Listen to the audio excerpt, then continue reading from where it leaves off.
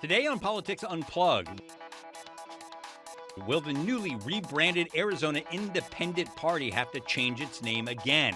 We speak with their leader. Arizona Senator Mark Kelly inches closer to a presidential run. And Maricopa County's top election official was hauled before the board to testify under oath.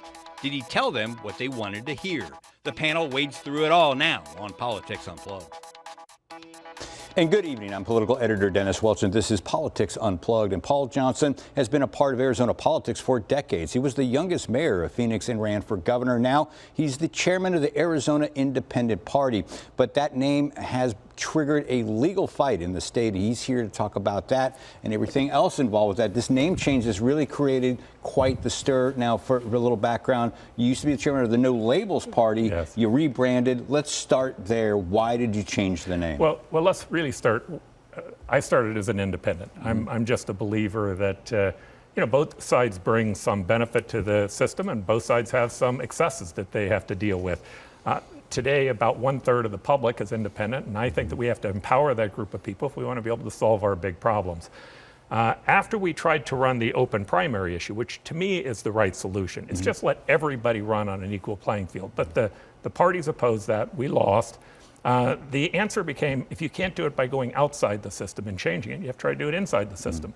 So I worked with the No Labels Party. They created a party in 2023.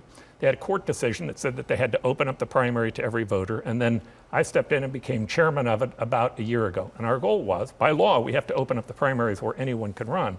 But it was to try to use it as a device to help those independent and unaffiliated voters run.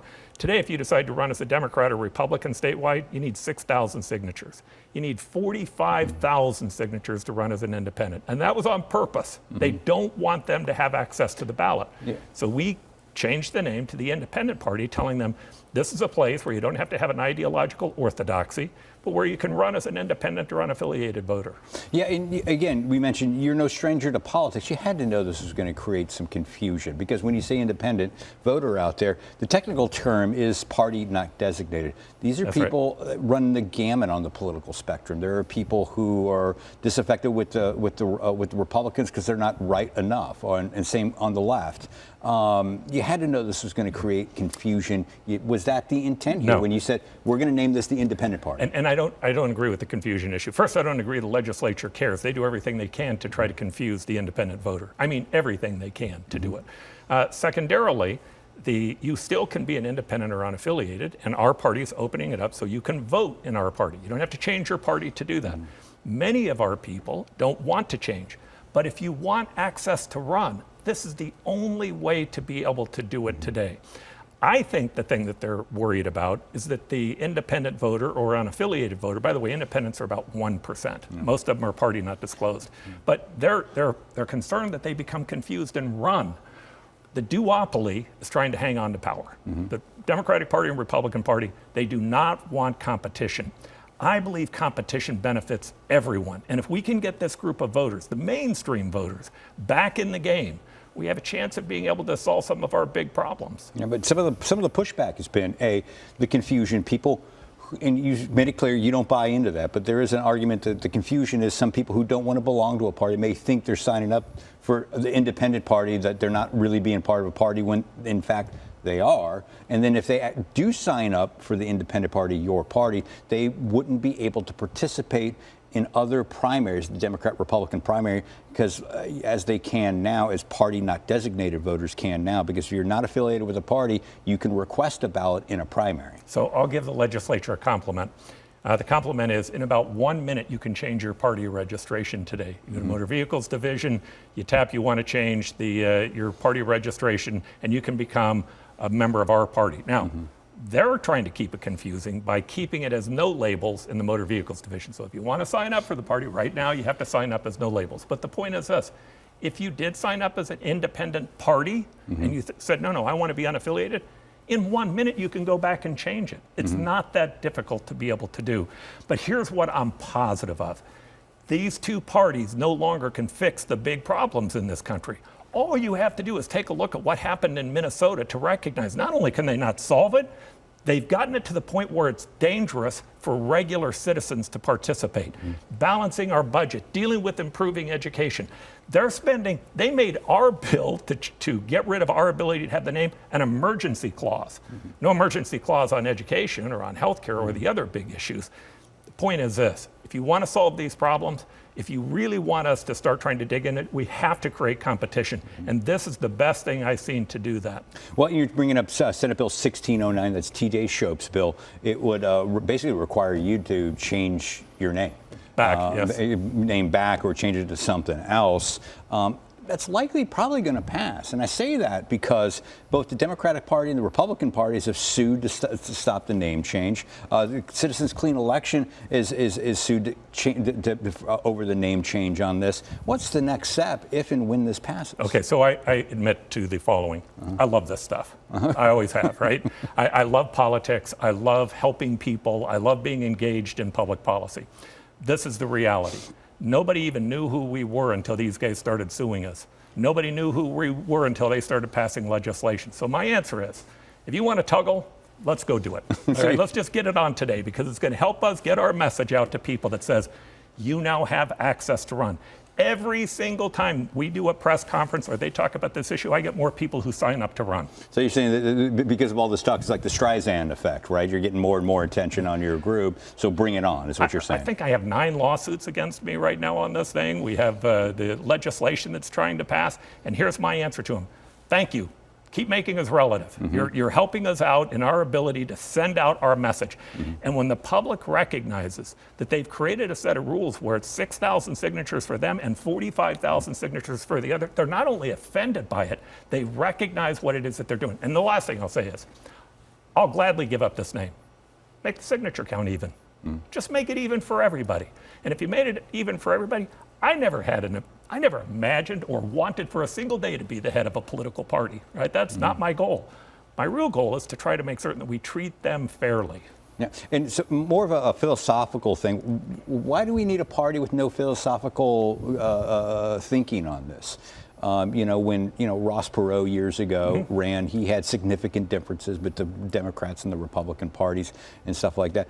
And parties are kind of a shortcut for the voter. At least it used to be with Republicans, like, okay, less taxes, this, that, and the other thing. Democrats, the same thing.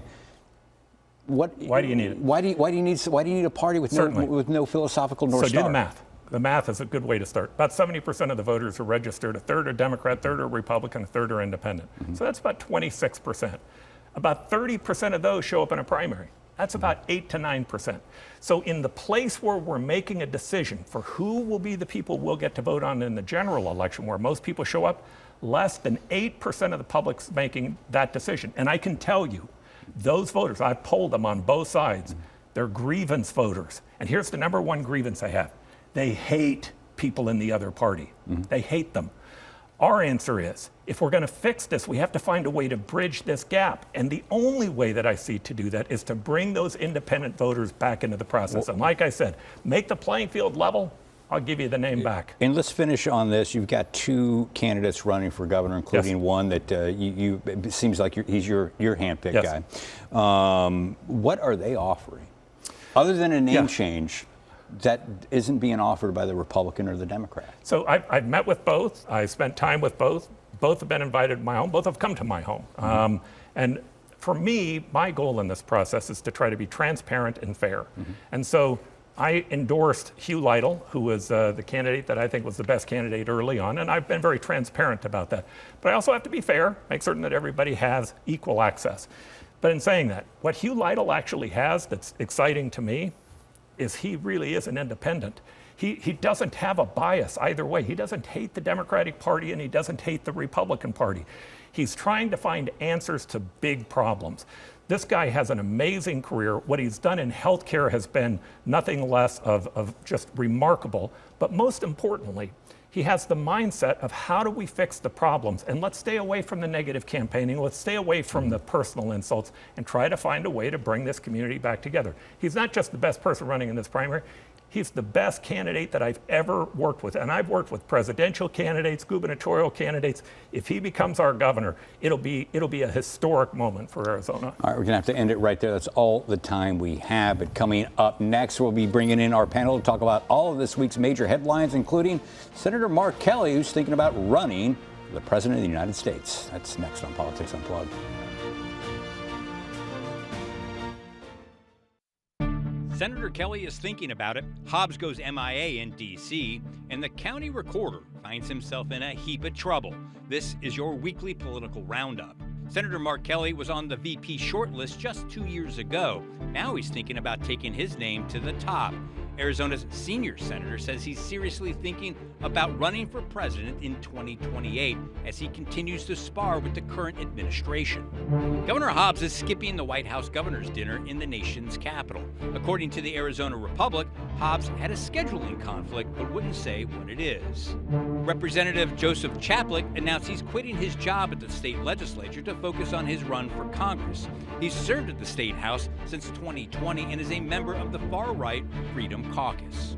The Maricopa County Board of Supervisors hauled Recorder Justin Heap before them to testify under oath. In his testimony, Heap backed off his prior claims that voters were being disenfranchised. And finally, pot is legal, but the smell could make you a criminal.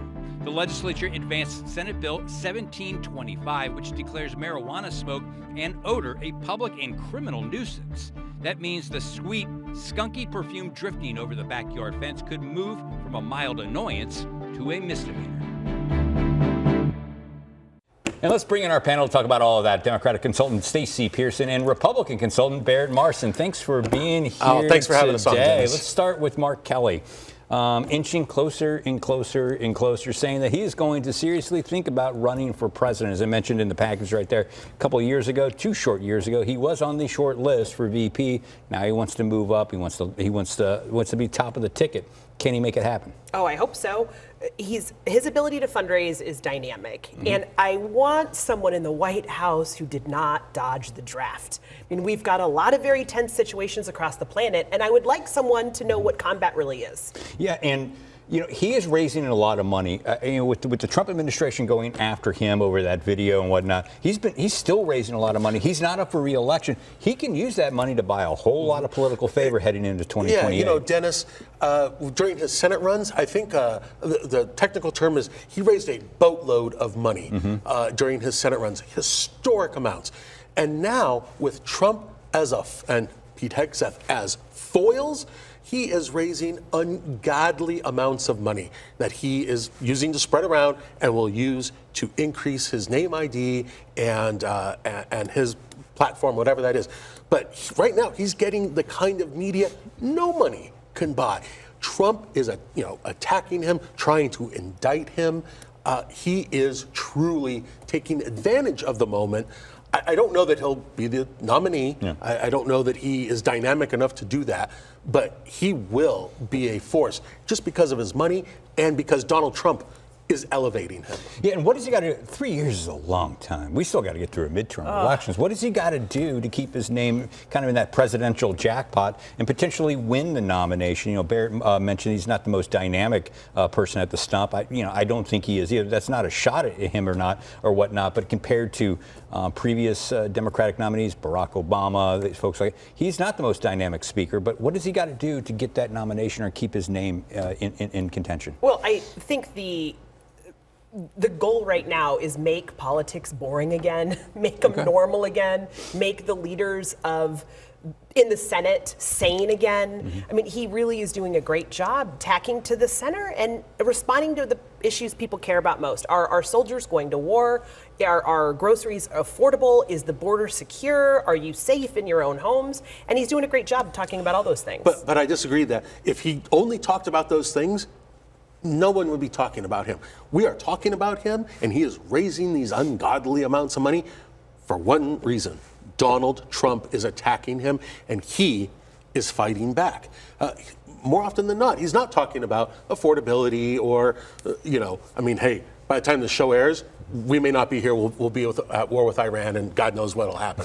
So we may not even be here. This may all be moot. Yeah. But, he is fighting back against Donald Trump. And that is what the Democratic Party, frankly, some Republicans, want to see. And that's why he's making more money than God right now. All right, let's talk a little bit about Paul Johnson, Arizona Independent Party chairman. You had some thoughts on that. You watched what he just had to say. Now, here's a guy who thinks the system needs to really be changed, be massively reformed. He's got the Independent Party. What do you think? Well, it's objectively confusing to voters. You thought you were an independent, now you're part of a party you didn't think you signed up for, or whatever this no labels thing was. It is objectively confusing. But what I find very funny about this is the approach is, I want this system to improve, so let's explode it. Let's throw a grenade into the middle of it and teach people this new lesson, this new world order. It's just not reasonable. Yeah, my problem is he said specifically, hey, you can change your registration in 1 minute. If you sign up for an independent party, you can go back to party not declared. Well, yeah, when you go to the poll in July and say, I would like a Republican ballot today, I'm a party not declared, I'm an independent. Like, no, actually, you're an independent member of a party. You only get an independent ballot. And you're like, is there anyone even on this ballot? Yeah, there's a couple of guys. And I think that's the problem. So, yes, he can change it in a minute after you've been disenfranchised in July. Yeah, that's a problem I have, because there is solid confusion about this. And I'm not wrong on this. This bill is going to probably pass and get the governor's signature. Oh, it'll sail.